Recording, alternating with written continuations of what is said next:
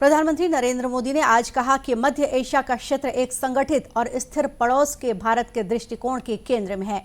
भारत मध्य Asia शिखर सम्मेलन में अपने उद्घाटन भाषण में श्री मोदी ने कहा कि क्षेत्रीय सुरक्षा के बारे में अपने पड़ोसियों के साथ भारत की चिंताएं समान हैं। उन्होंने कहा कि भारत अफगानिस्तान के घटनाक्रम को लेकर चिंतित है।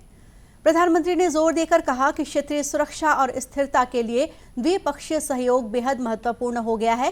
भारत ने मध्य एशियाई देशों के साथ राजनयिक संबंधों के 30 महत्वपूर्ण वर्ष पूरे कर लिए हैं।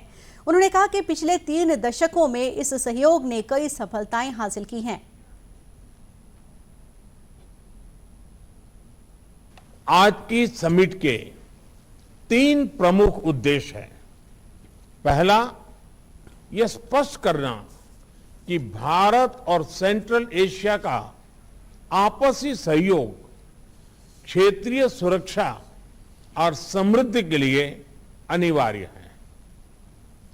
भारत की तरफ से मैं यह स्पष्ट करना चाहूंगा कि central Asia is central to India's vision of an integrated and stable extended neighbourhood.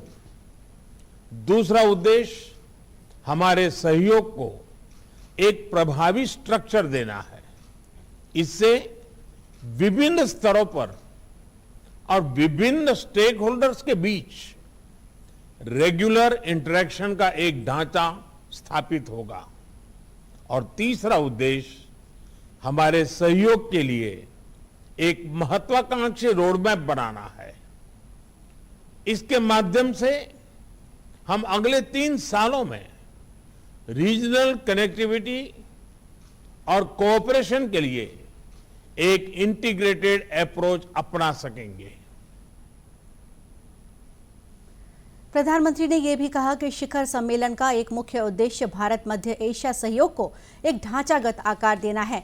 उन्होंने कहा कि ऐसा करने से विभिन्न स्तरों पर नियमित बातचीत की रूपरेखा तय की जा सकेगी।